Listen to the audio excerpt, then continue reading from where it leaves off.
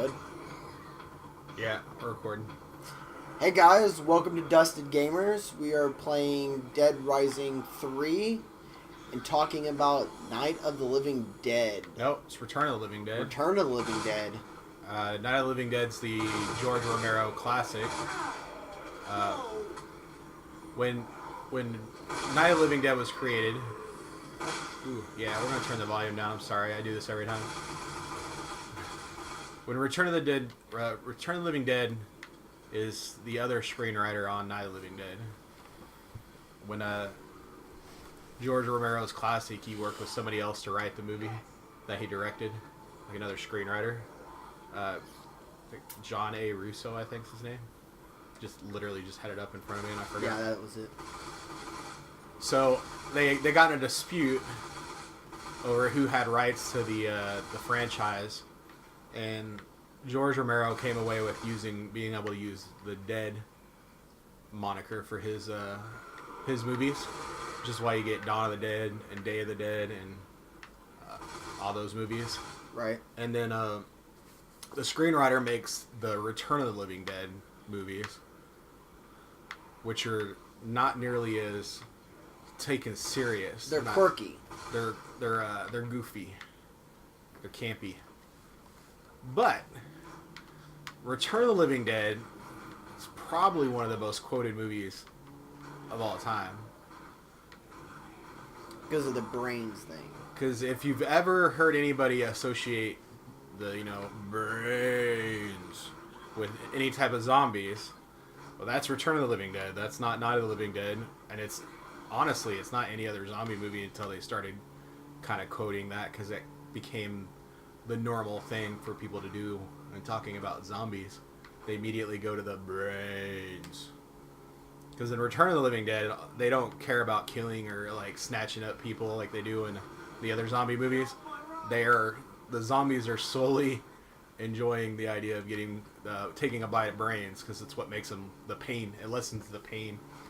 Because they can feel themselves dying.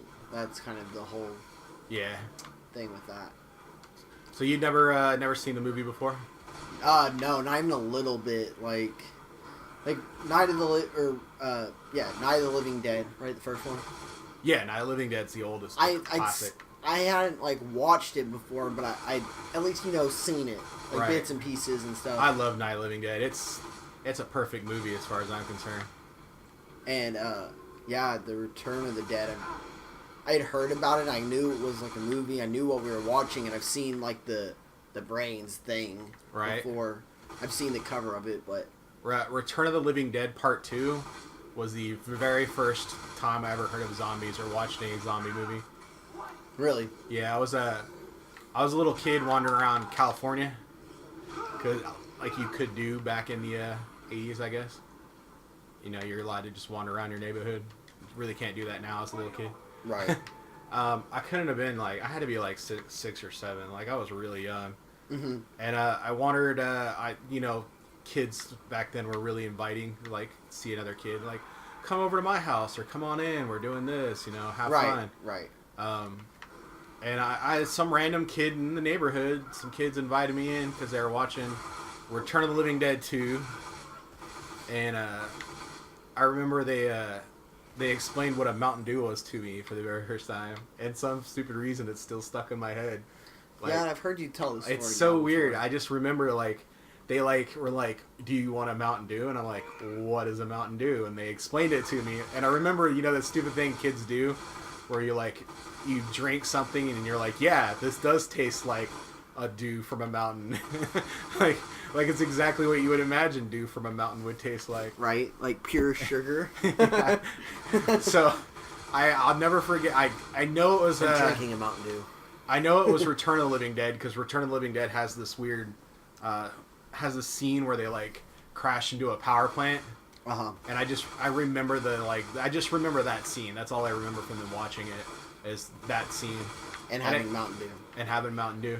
And it's funny because Return of the Living Dead is one of those movies that it's clearly made for 18, 19-year-olds, kids who have older brothers and sisters, so let them watch it. Right. So it's not super. it's risque with its language. Like, it's a lot of fucks and shit. I mean, my wife walked in about halfway through watching this. And, like... And she was like... blatant nudity. She's like... They're saying fuck. And she's like... But they're not saying, like, fuck. They're, like, saying it how we say it almost. Yeah. They're like, what the fuck was that? Yeah, the fucks are real throwaway in the movie. They're like very natural sounding. Like, they weren't counting how many they had to get an R rating. They were just, you know... Just somebody did dialogue and then be like, what the fuck? What the hell fuck's going on? You know what I mean? Like, throwing them out there. Like, there was... like, these days, it's very, it's like, you have to know, like, how many times you're saying it. The dialogue, anytime you cuss in a movie, you're risking a higher rating, you know? There was only about one time where I feel the cussing was kind of forced. I don't remember what it was. It was the weird, like, older guy. Where he was like, "God damn hell" or something like that. It was really weird and... Fuck. I didn't really pay attention to what I was supposed to do. I am 95% sure "fuck off and die" comes from that movie. Like, the quote, like, the term "fuck off and die." Yeah. Because it's, like, in the beginning of the movie, the nerdy guy's flirting with the girl that's obsessed with death. Oh, yeah. And he's like, I love death and I love sex or something. And she's like, well, fuck off and die. No, it was the black guy. No, it's the nerdy guy for sure. The nerdy guy? Yeah, it's the guy with the checkered kind of suit on. Which had the most kind of fucked up line ever later with him. I'm supposed to do something with the alarm. Oh, I guess I gotta go upstairs. With him and the other girl, and she was like, I never really liked you at all. When they're about to die, she's like, I never really liked you. But hold me. Yeah. It's kind of funny. God damn. Yeah, dildo shooter. I did not bring the proper guns for this. That room right there.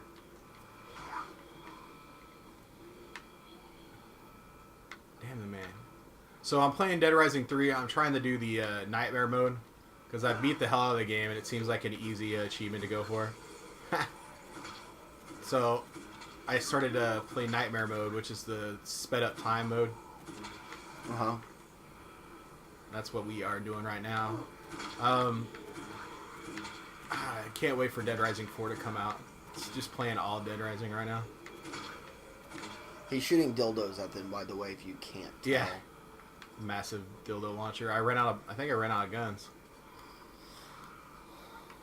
You have plenty of dildos left.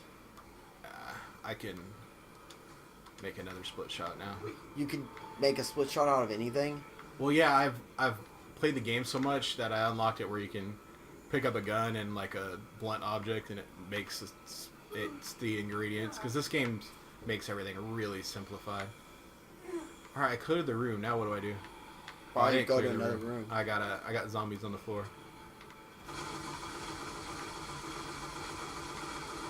Alright, clear room? No? Anybody alive? Left. Anybody alive? Jesus, come on. I think there's still stuff in other rooms. Oh. Alright, one's dead. I mean, you ran past a ton when they were falling through the... Hey, it's telling me to clear this room, though. Well, this is frustrating. Oh, there's another guy. A sword. I like the broad swords.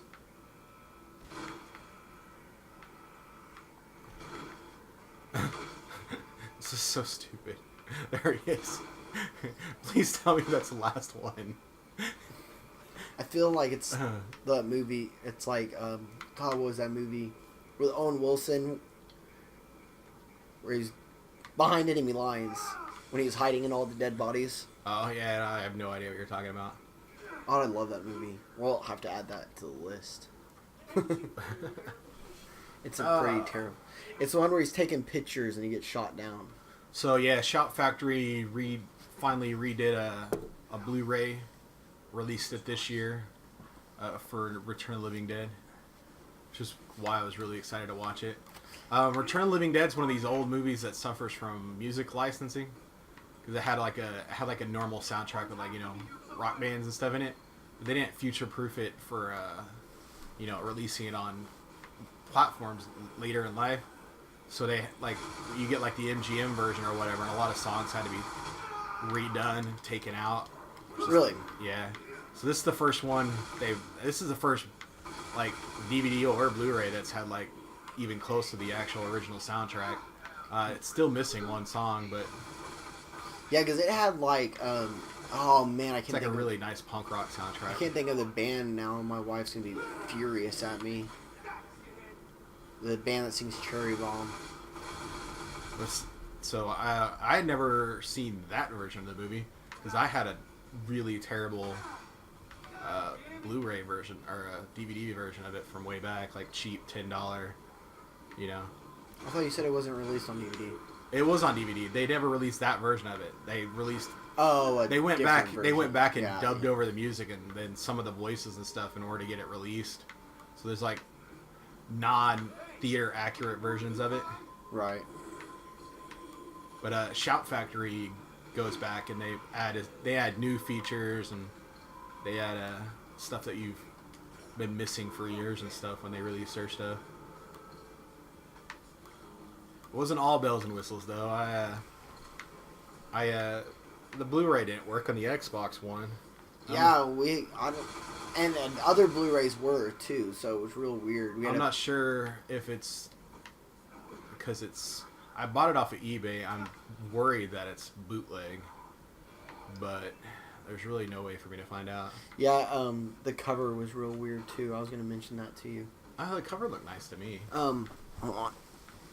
So I'm worried it might be. I might have got it. I got scammed off of eBay, but it played on the PS4 we had, and it looked well enough. But that's a bummer. Did we bring it in? No, I don't know. It's probably somewhere. But if you want to see a 80s goofy comedy Night of the Living Dead type movie that's not completely serious or even remotely serious or super gory or anything, I mean, it's got some shock value to it because it's the type of 80s movie that, you know, for kids to hide from their parents. And you don't care about full frontal female nudity. Oh man, it's got blatant frontal nudity. This girl just basically strips down and then like spends the rest of the movie naked. It's pretty funny actually. But I'm gonna keep playing Nightmare Mode here because I got 3 days left. And see you next time on Dusted Gamers.